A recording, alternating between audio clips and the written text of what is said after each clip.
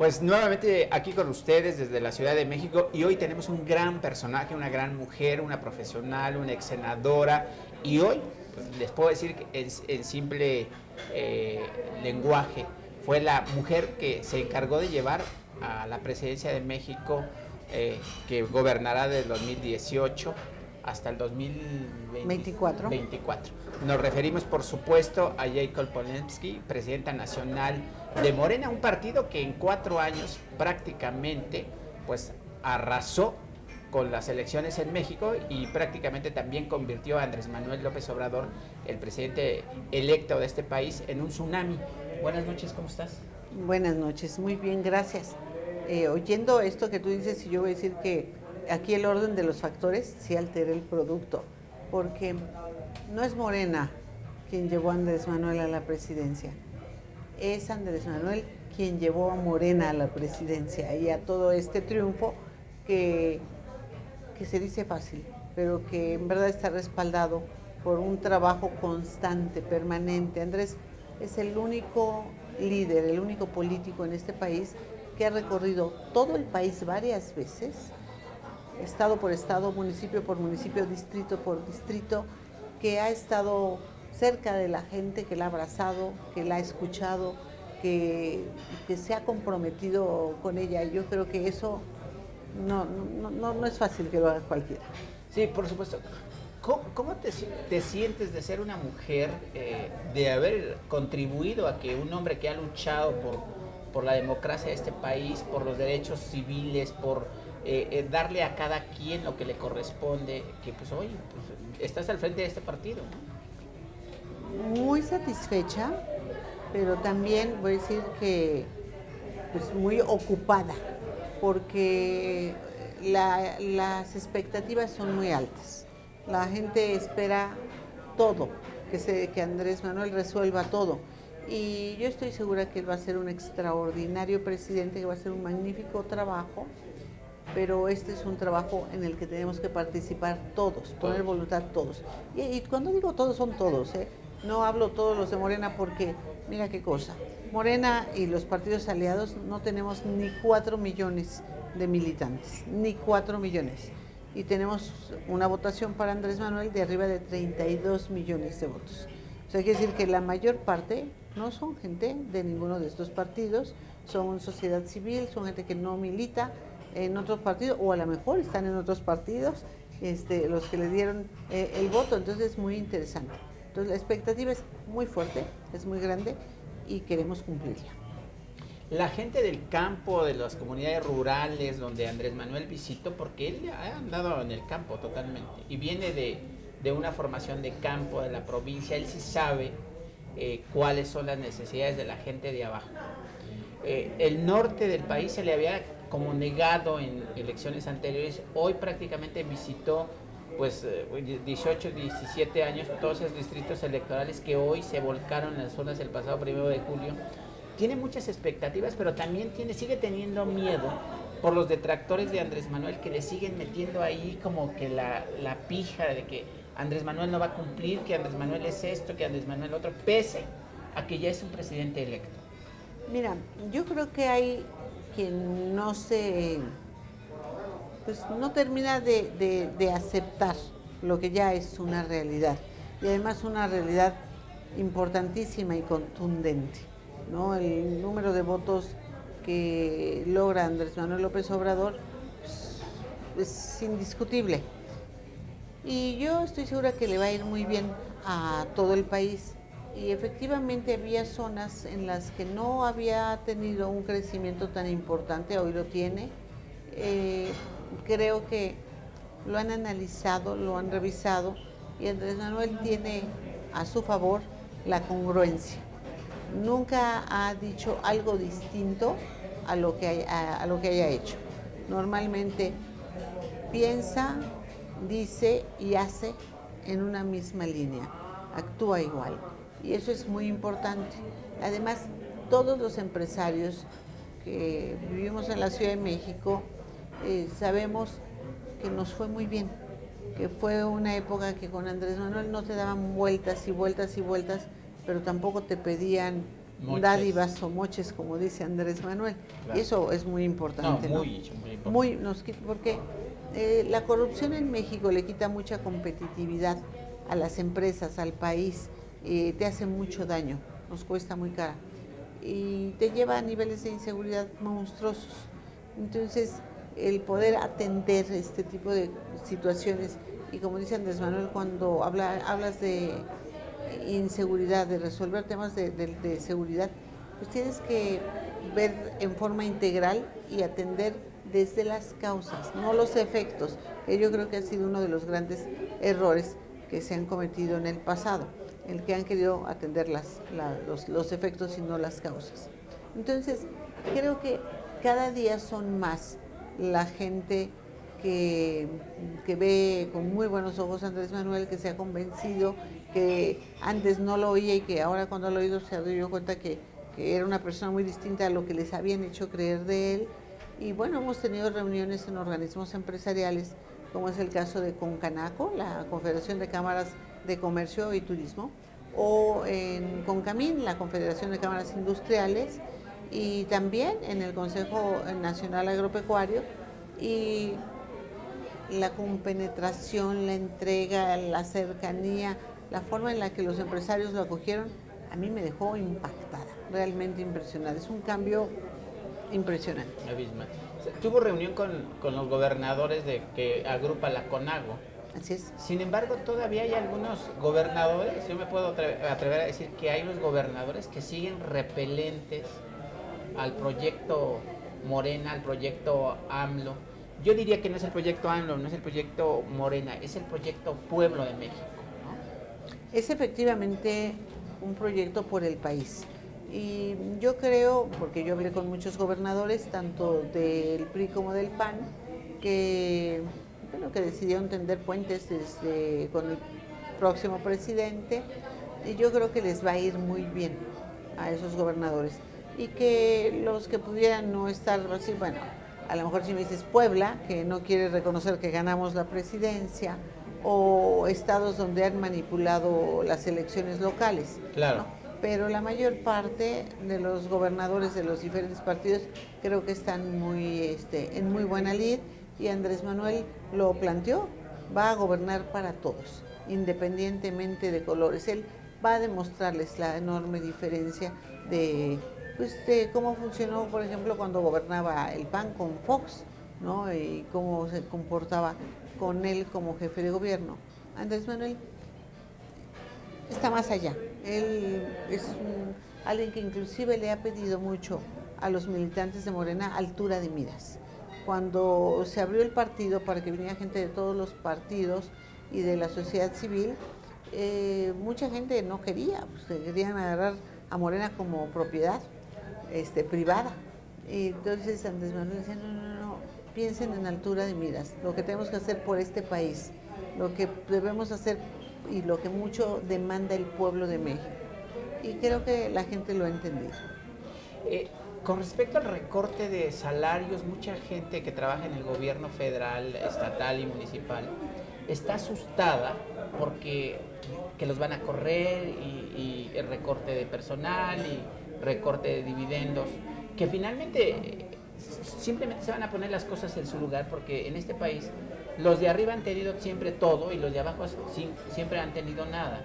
¿Cómo mediar ese miedo de esa gente? Bueno, primero yo creo que vale la pena explicarles para que claro, lo entiendan claramente.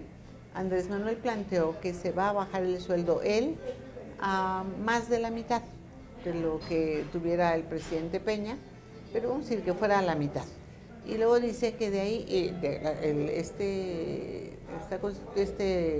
reforma de la Constitución plantea el que nadie puede ganar por encima del presidente. Pero no quiere decir que tengan que ganar la mitad, porque pueden ganar 1,000 pesos menos o 10,000 o 5 pesos.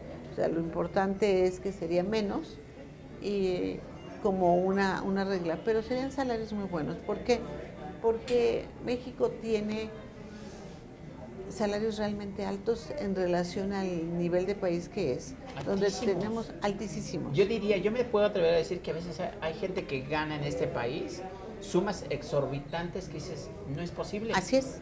No es posible. Y sin embargo la gente sale a defender el tema como si los fuera a sacar en la calle.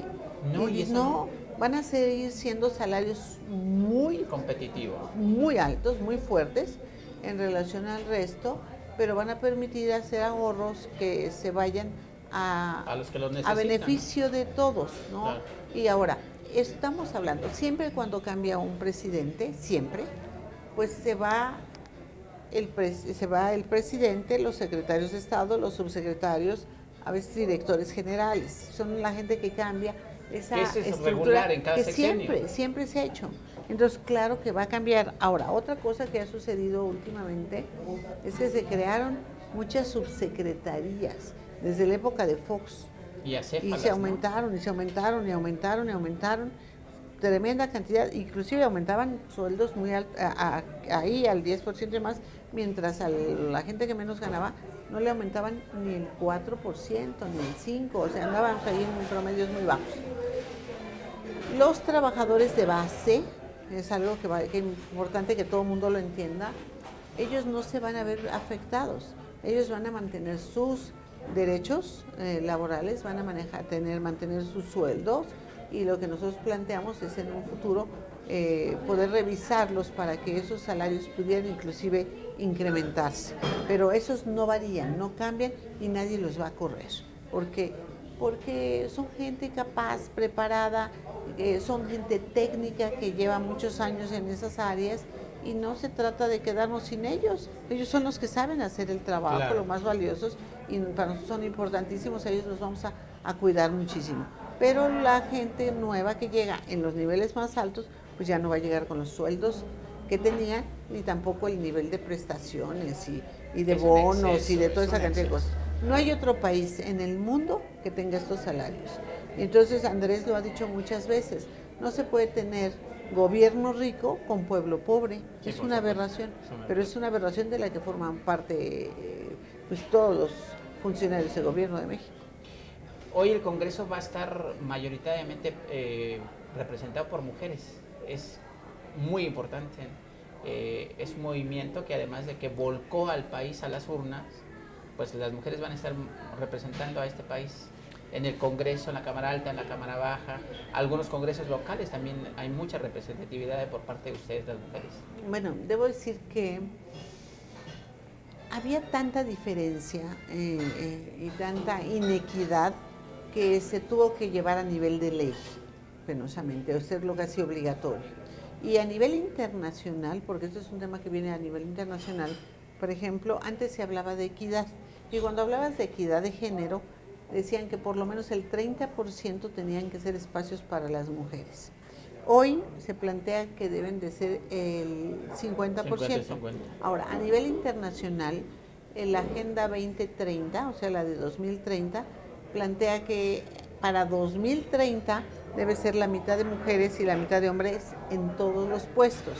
Sin embargo, en México pues se ha adelantado, pero yo voy a decir que Andrés Manuel se ha adelantado mucho más a todo eso, porque cuando él era jefe de gobierno, en el año 2000, él nombró en su primer nivel en el gabinete más mujeres que hombres, porque siempre se llenaban esas cuotas en forma numérica, pero dándole a las mujeres los puestos de más bajo nivel. Claro, que no es equitativo. Que no era equitativo. O las candidaturas. Sí, te mandaban a las candidaturas que no puedas ganar. Sí, y ahí van las mujeres, claro, al sacrificio. Y entonces nosotros, por ejemplo, en el Senado, pues lo sorteamos para que el primer lugar le tocara a la mitad de las mujeres y la otra a la mitad de los hombres, ¿no? Para que fuera más equitativo. Y en la elección pasada, que ya Morena existía, la de hace 3 años, nosotros fuimos el único partido que cumplió con las cuotas de género, que cumplió y que tuvo dentro de la Cámara de Diputados diputados jóvenes y que tuvo diputados indígenas. O sea, somos los únicos que hemos cumplido con estos. Las únicas indígenas fueron de Morena. Oye, los chinos están sorprendidos de cómo Andrés Manuel pudo llegar a la presidencia con haber formado un partido en 4 años y llegar. Yo les explico que no son 4 años, o sea, él ha venido trabajando prácticamente toda su vida, pero que formó Morena hace 4 años es la diferencia. La gente del exterior se queda sorprendida y una gente, pues como lo es China, con la segunda potencia a nivel mundial económicamente hablando. Mira, yo creo, número uno, nosotros nacimos como movimiento, un movimiento de movimientos sociales, que representando todas las demandas de las organizaciones, de los diferentes movimientos de la sociedad civil. Y luego se conformó el partido. Y por eso es que el partido Morena es un movimiento aparte de un partido. Queremos seguir siéndolo. No queremos apartarnos de la sociedad civil y de sus demandas. Queremos representarlas, atenderlas, cuidarlas, llevarlas adelante. Y queremos ser un partido muy distinto a los demás, porque nosotros queremos trabajar con la gente y para la gente. Los partidos de repente se vuelven muy elitistas. O sea, voltean a ver a la sociedad, al pueblo, cuando necesitan el voto. Cuando dejan de estar el voto se olvidan de ellos y vuelven a verlos después y luego les dan pues, migajitas, ¿no? Y nunca se resuelven las promesas que proponen o que prometen. Y Andrés Manuel, cuando fue jefe de gobierno, todo lo que prometió lo cumplió. Sí, claro. Todo. Y que además le decían que de dónde iba a sacar el dinero para los viejitos y todas las personas de la tercera edad, ¿no? Y bueno, con gobierno austero lo hizo, nunca endeudó al país, pero además era impresionante porque le dijeron populista por esas políticas sociales. Y después las copiaron. Todos los candidatos de todos los partidos las copiaron. Mal copiadas, pero las copiaron. Acuérdate que las copias siempre son malas. Oye, Radio Latino le ha dado seguimiento a las elecciones aquí en México como medio internacional de fuera. A veces las cosas de fuera se ven diferentes. En Estados Unidos hoy y otras partes del mundo, muchos mexicanos que radican en el exterior también voltearon hacia el movimiento de Morena, voltearon a darle el voto a Andrés Manuel. ¿Qué les puedes decir a esos mexicanos que dieron su voto desde el extranjero para que este movimiento se fortaleciera y llegara, pues obviamente, el 1 pasado de julio a la presidencia de este país? Bueno, Andrés hizo un compromiso de que los 50 consulados que existen en Estados Unidos van a convertirse casi en procuradurías en defensa del migrante. Pero no solo eso, sino que tendrán un peso, una fuerza, una importancia a nivel de embajadas, porque ellos son los que tienen que ver y atender a nuestros paisanos en el exterior. Entonces, hoy puedo decir que ya hay muchos mexicanos que se están organizando en comités de Morena en Estados Unidos.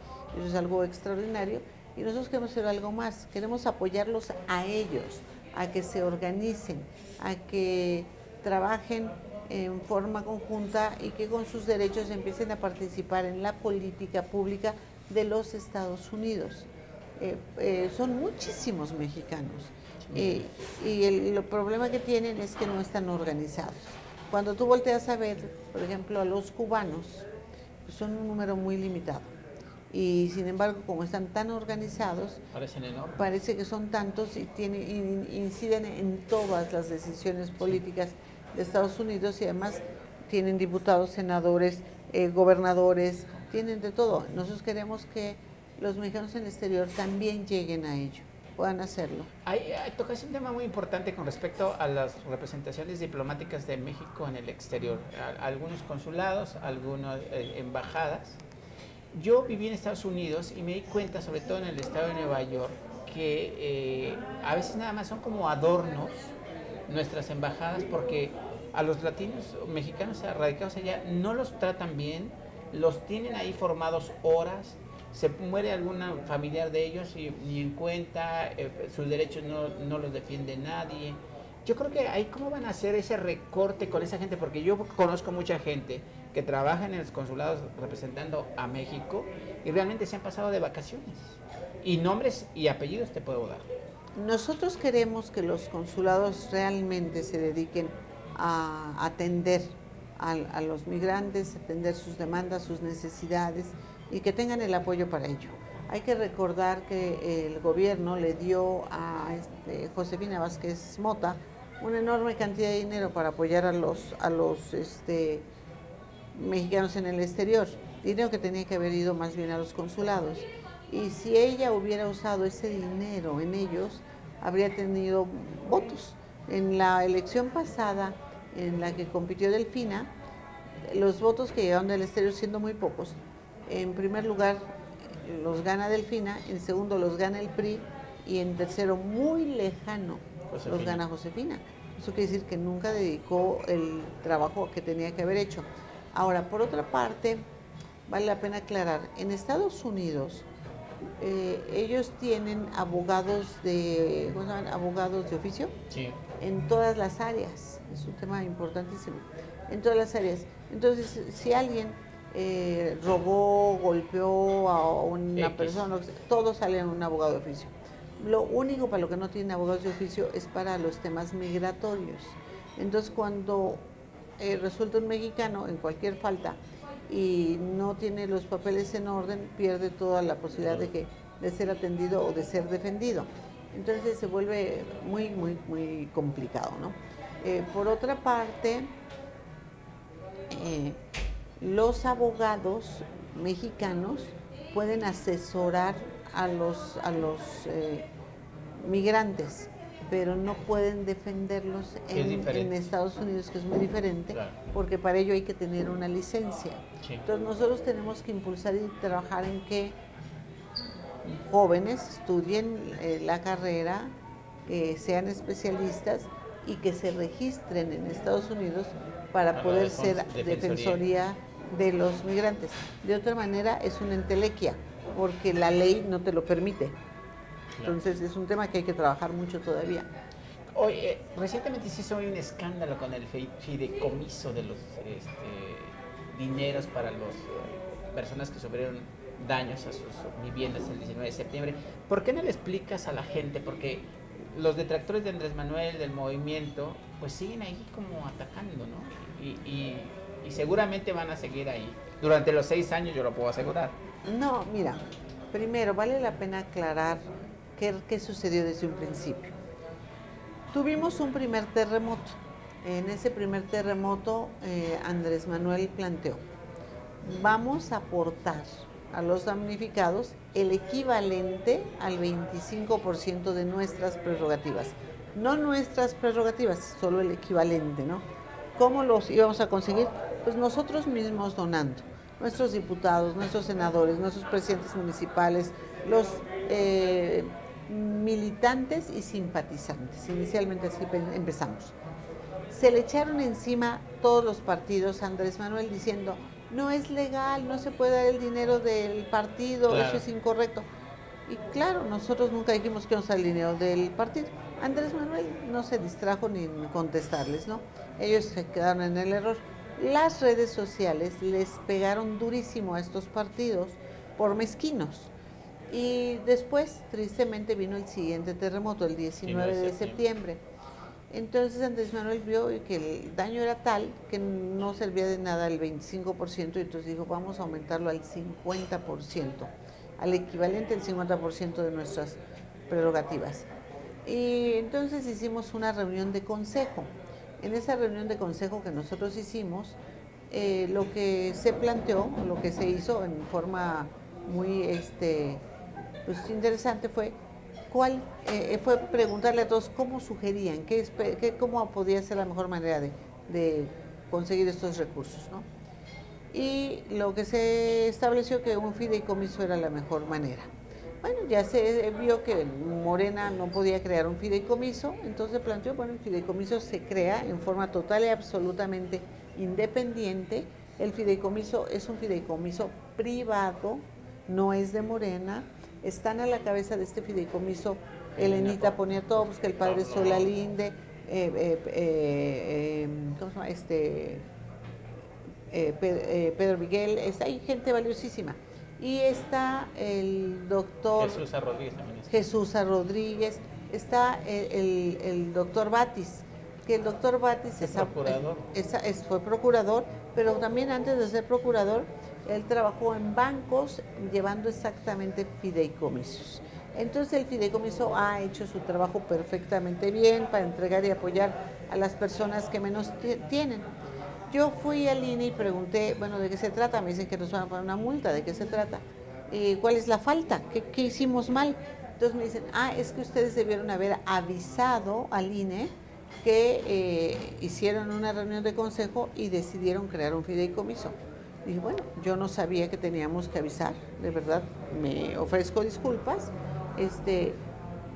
Y bueno, si nos tenían que castigar, amonestar por ello, bueno, que nos amonesten por no haber avisado. Sin embargo, lo que llama mucho la atención es, número uno, que el fideicomiso se creó en septiembre, que se habló mucho en las redes sociales, que en los mítines, en todos lados se hizo un fideicomiso, quien quiera apoyar, apoye, es para los damnificados, no es de Morena. Entonces el INE estaba enterado de haber querido hablar al respecto, decir, oye, están cometiendo una falta, tienen que avisarnos. Lo hubieran hecho. Lo hubieran hecho y nosotros les habríamos avisado de inmediato. Pero ¿por qué 10 meses después salen con esto? Quiero decirte que lo prepararon todo para sacarlo 2 días antes del día de la elección. ¿Para qué? Para que no nos pudiéramos defender y para dañar la imagen de Andrés Manuel. Es muy penoso lo que hicieron. Y ahora manipulan y manejan esta información que confunde a la gente.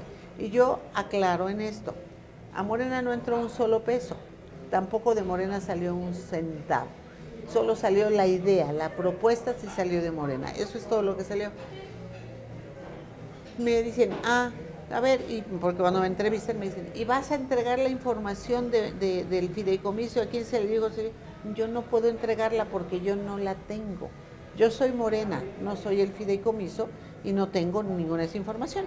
¿Quieren la información? Pídansela al fideicomiso, es lo que yo planteaba. Pero mira cómo se están extralimitando. ¿Por qué? Porque el tipo de información quien puede pedirla es la Comisión Nacional Bancaria y de Valores. Es la que puede pedir ese tipo de información, no el INE. Y esa es la Comisión Nacional Bancaria y de Valores la que le puede pedir a un fideicomiso. Claro. O sea, la Comisión Nacional Bancaria y de Valores no me puede pedir a mí como partido. No. Al fideicomiso sí. Pero se puede pedir al fideicomiso. Y el INE no le puede pedir al fideicomiso, me tiene que pedir a mí. Pero me tiene que pedir a mí de lo que yo hago. Yo no puedo darle lo que no he hecho. Entonces hay una manipulación muy, parecería perversa del manejo de la información, sí, con el afán de confundir sí. Y de ensuciar algo que salió muy claro y muy limpio. Y bueno, pues lo que ha hecho el área jurídica de Morena es pues hacer una defensa y mandar esto al tribunal. ¿Qué van a hacer con los altos salarios de los ministros y el presidente de la Suprema Corte de Justicia de la Nación? Y también la gente el Instituto Nacional Electoral, que tienen sueldos altísimos. La gente está molesta con eso. Sí, yo creo que tenemos que revisarlo todo.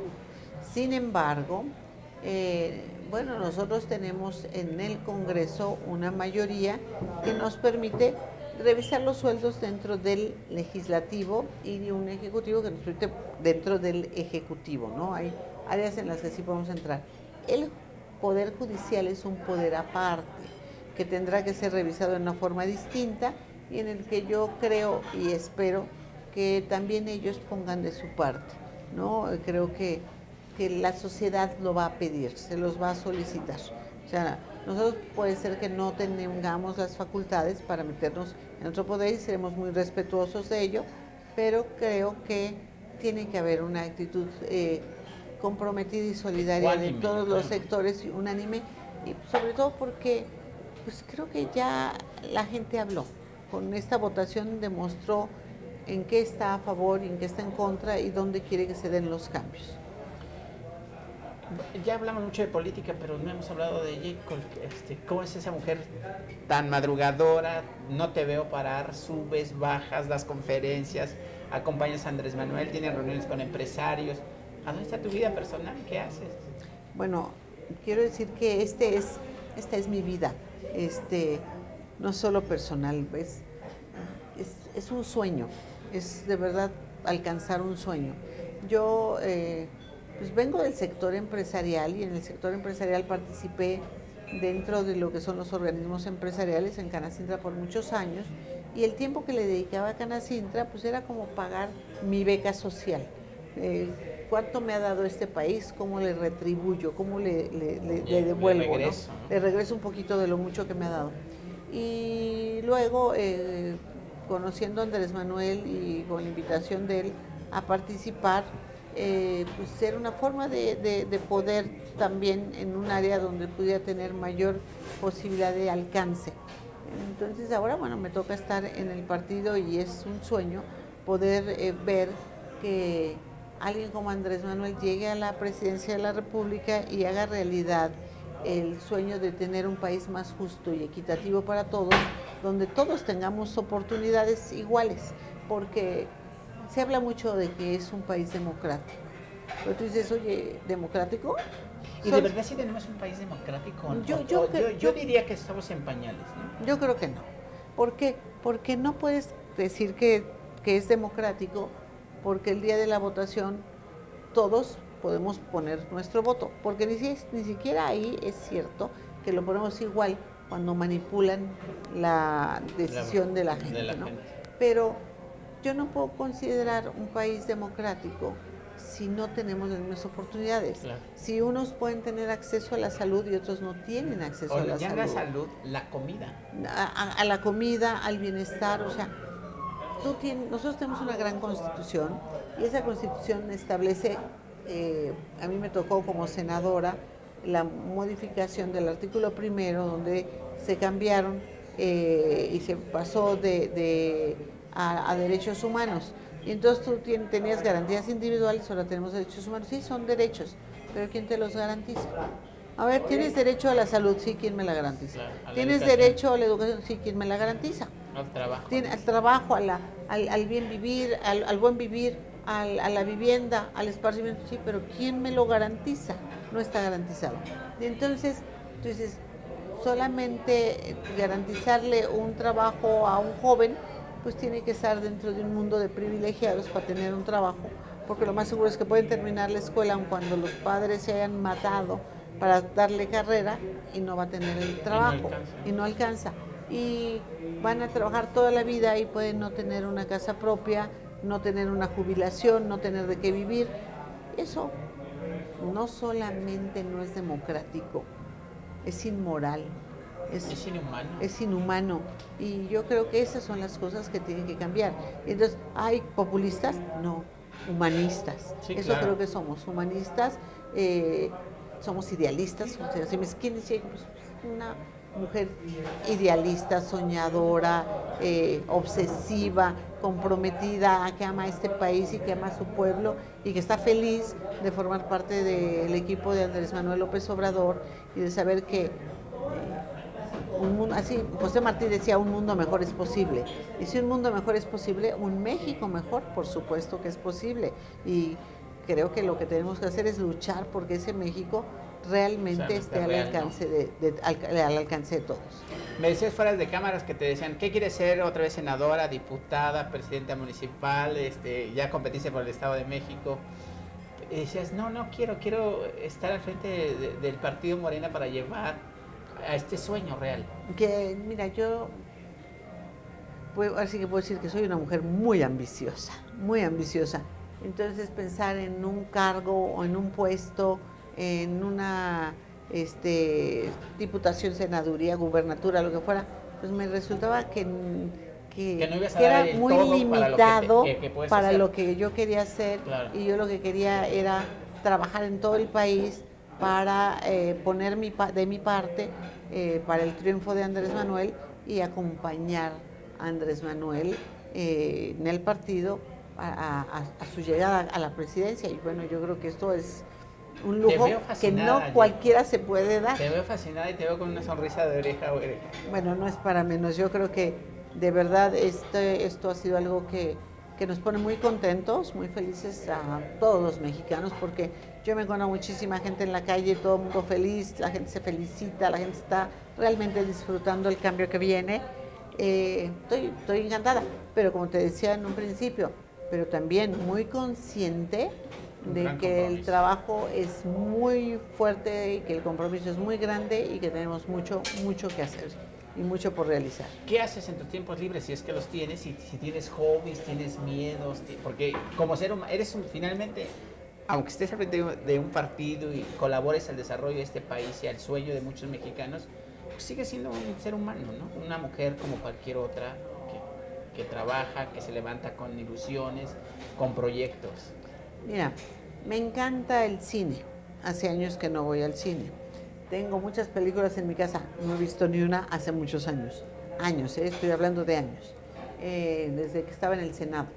Y luego, puedo decir, me encanta la lectura. Eso sí, leo un poco cuando estoy antes de acostarme en el coche, pero cada día menos, lo que es una pena, porque la cantidad de información que te llega y contestar WhatsApp y mandar correos y mandar, no te permite, no me doy abasto.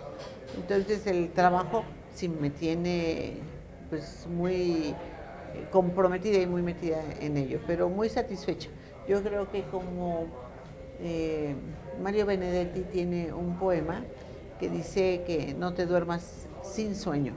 Y entonces yo soy una convencida en que hay que dormir para soñar, pero hay que dormirse cansado, pero satisfecho de que hiciste y trabajaste y te entregaste por cada día y que cada día valió la pena. Y no, esto se vio cuando veo a la gente que, ay, no pude dormir, ay, el insomnio, y de vueltas. Yo de verdad, duermo pocas horas, pero yo llego a la cama y caigo. Como si tuviera, como si me lo hubiera ganado, como si tuviera la conciencia tranquila. Okay. Hace poco entrevistamos al asesor de Barack Obama en el tema de América Latina y decía que es sumamente estresante trabajar al lado de Barack Obama en la Casa Blanca. Es estresante cuando trabajas cerca de Andrés Manuel, cuando están en reuniones privadas, cerca, como ahorita estamos tú y yo. ¿Cómo es Andrés Manuel? Es Andrés Manuel que lo vemos plantado, respondiéndole a los empresarios, diciéndole a la gente, ahora voy por ustedes, por los descamisados, como decía Eva Perón en su momento. No, yo creo que no es estresante, creo que es muy estimulante, muy motivante. O sea, tú no puedes pensar en tomar la vida relajada y tranquila mientras Andrés Manuel se está matando, ¿no? Entonces alguien que se despierta de madrugada y que va y no se cansa y recorre y envía en la campaña, hubo días que recorrió con la Ciudad de México 4 estados en un día. Eso no lo hace nadie. Entonces alguien que tiene ese nivel de compromiso, ese nivel de entrega, pues lo único que te genera es un compromiso igual, ¿no? Y creo que Andrés Manuel es un referente de gran altura en el que tú dices, hay que esforzarse para dar el ancho y estar a la altura de las circunstancias y del líder que hemos tenido la suerte, la fortuna de trabajar y formar parte de su equipo. Una última pregunta. Enrique Peña Nieto prácticamente se va en 4 meses. Andrés Manuel tal parece que ya se ha convertido en el presidente de facto, porque ya Enrique se ha quedado como un poco relegado. Finalmente ya está en el ocaso de su mandato. Nos deja un país, digo, nos deja porque yo formo parte de este país, pero nos deja un país con inseguridad, con falta de servicios médicos, falta de educación, desempleo hay mucho, deuda, la histórica en los últimos tiempos de este país. ¿Cómo resarcir todo ese país que está deshecho? Además de cientos de muertes que dejó la administración de Calderón, los de Fox. ¿Cómo resarcir ese gran rompecabezas que son, pues este México que además es riquísimo en todo, pero que lo han saqueado? Fíjate que yo creo que el pueblo de México no se dio cuenta del nivel de daño que le hizo al país el gobierno del presidente Fox y luego el de Calderón.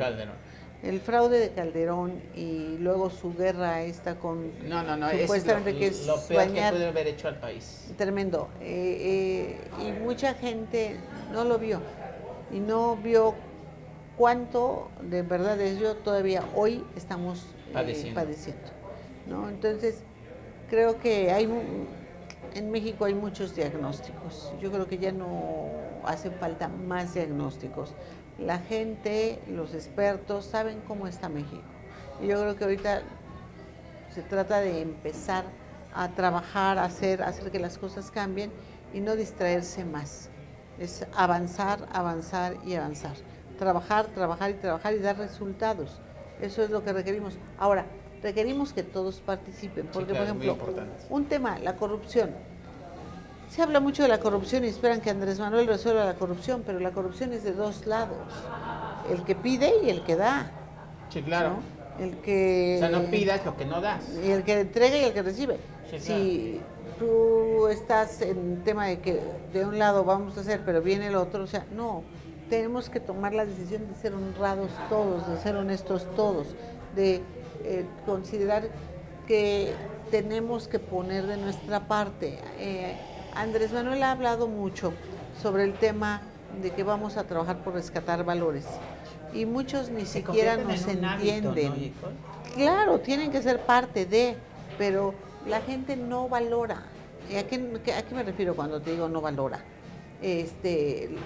Cuando hablamos de valores, mucha gente dice, ay, valores, ay, salen con esas tonterías. Sí. No, nosotros necesitamos que se vuelva a valorar y a querer amar a la familia, a respetar al adulto mayor, vecino, a las mujeres, a todos. Niños. Y tienes que amar a este país, estar orgulloso de ser mexicano, querer que la ciudad esté limpia, cuidarla. Tu calle, barrer tu todo. calle. Pero también tienes que valorar el honor, la honestidad, la dignidad. Ese tipo de cosas que podría... ¿Dónde perdimos esa brújula? No lo Porque sé, este país, pero cada día lo hemos perdido más. Tú lo sabes, este país, antes los papás con una sola mirada, los hijos se cuadraban, ¿no?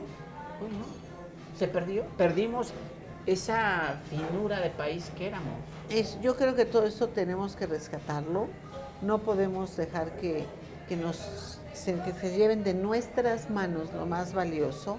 Tenemos que ser un pueblo de familias unidas, solidario, con dignidad, con honor, con amor a México, de verdad necesitamos querer a México como lo quiere cualquier otro país. Todos los japoneses aman a Japón y los franceses a Francia, o sea, no puede ser que nosotros estemos pensando en otra gente y no en otros. Y en cuanto a la organización, Andrés Manuel siempre dice que solo el pueblo organizado puede salvar al pueblo. Y que solo el pueblo puede salvar al pueblo, y solo el pueblo organizado puede salvar a la nación.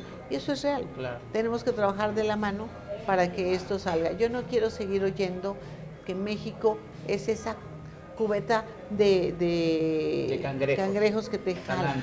No, yo quiero pensar que los mexicanos somos solidarios y que vamos a hacer todo para jalar uno al otro, y por eso te digo, y que vamos a estar defendiendo la alegría, como diría Benedetti, y luchando.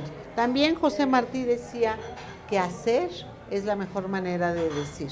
Y nosotros queremos con hechos demostrar que estamos comprometidos en este trabajo y en este mejor México. Oye, a mí me dio mucha risa cuando en el Senado dice una conferencia de prensa donde decía que si había un fraude se les iba a aparecer el demonio, el diablo. A mí me dio mucha risa porque los partidos de oposición, el PRI y el PAN, se asustaron como si haya venido el anticristo, ¿no? Pero ¿por qué crees esa reacción, Jacob? Que además fue una puntada tuya muy buena de decir, se va a aparecer el diablo. Pero era real. No, yo te voy a decir, yo inclusive ofrecí disculpas al día siguiente diciéndoles que nunca debía haber dicho eso, que me equivoqué en lo que dije. ¿A qué me refería yo? ¿Y en dónde me equivoqué? ¿Y a quién le ofrecí las disculpas? Bueno, le ofrecí las disculpas por el lenguaje de género, porque yo he haber dicho la diabla, porque hablaba de mí, ¿no? ¿Y por qué dije eso? Porque yo soy una mujer apasionada, definitivamente, y me meto a hacer las cosas a todo lo que doy a fondo. Y dije, y sigo en ello, que iba a defender el triunfo de Andrés Manuel y cada uno de los triunfos que tuviéramos con todo. Iba a ser como leona, como pantera, como mujer, como lo que quieran, como diabla si la querían ver. Pero lo único que quería que tuvieran muy claro, que no porque yo fuera, o sea, Andrés Manuel dijo, yo me voy a mi rancho. Ahí el problema lo tiene la presidenta de Morena. Y yo lo único que dije, no, que no crean que porque soy mujer ya cayeron en blandito. Claro. No, preocúpense, porque yo me voy a ocupar de no permitir que nos roben un solo triunfo. Y estoy peleando en eso, peleando Puebla, ¿no? Pues Puebla, que es muy importante, la senaduría de Nuevo León, donde se supone que gana un muchachito que no ganó un solo distrito, o un solo municipio, que no tiene estructura, nada, o sea, no tiene pies ni cabeza. Hay un fraude tremendo, una manipulación espantosa. Y tenemos en Tamaulipas también, donde no han querido los institutos electorales abrir. Y estamos peleando también en el distrito 8 de Guanajuato, un distrito federal, porque en verdad hacen unos cochupos y creen, están ya en la fiesta, están en la luna de miel, andan en el nirvana y ni se van a enterar. No, están muy equivocados. Entonces, claro, vamos a defender todos los triunfos. Y si no, claro que vamos a estar señalando a los corruptos, a los zampones, y vamos a estar diciendo una y otra vez cómo hicieron, como el caso de Puebla, cómo todas las tropelías que hicieron para robarse esa elección. Por último, yo no te quito más tiempo. ¿Cómo le van a hacer? No, más bien, no es cómo le van a hacer. Hoy creo que la prensa va a jugar un papel muy importante en esta democracia recién salida del horno, ¿no? Yo puedo decir que la prensa mexicana, hay algunos, no todos, lo aclaro, que están acostumbrados al chayo, que están acostumbrados a apoyar la corrupción, porque también hay que decirlo, la prensa ha sido parte de que hoy este país viva una corrupción, porque tapa ahí a la gente que comete ilícitos. Hoy, ¿cómo van a hacer ese contrapeso con esa prensa? Mira, yo te voy a decir, creo que es parte de un todo, que tiene que ser corregido. También a la prensa le pagan mal, ¿eh? Sí, pero también, no les alcanza ni para comer. No les alcanza para nada. Y también los dejan para que esperen recibir dinero para que sobrevivan, o sea, es como como a la gente de la policía. Claro. Oye, vas a ganar una miseria, pero tú tienes que comprar tu uniforme, claro. Tú tienes que ponerle gasolina a la patrulla, tú tienes que arreglar las descomposturas de la patrulla y luego le tienes que ir a dar al comandante no sé cuánto dinero. ¿A qué lo mandaste? A robar. Entonces si estás haciendo algo igual con el caso de la prensa, pues también creo que consideran entenderse. Además, voy a decir que un trabajo muy delicado y peligroso. México es uno de los países donde más periodistas han asesinado. Claro. Entonces creo que esto tiene que cambiar. Los periodistas no tienen prestaciones sociales, nada. No tienen nada, no tienen jubilación, no tienen nada. Entonces esto no puede seguir sucediendo en el país a ningún sector. O sea, lo que le sucede a la prensa también es una aberración. No hay democracia.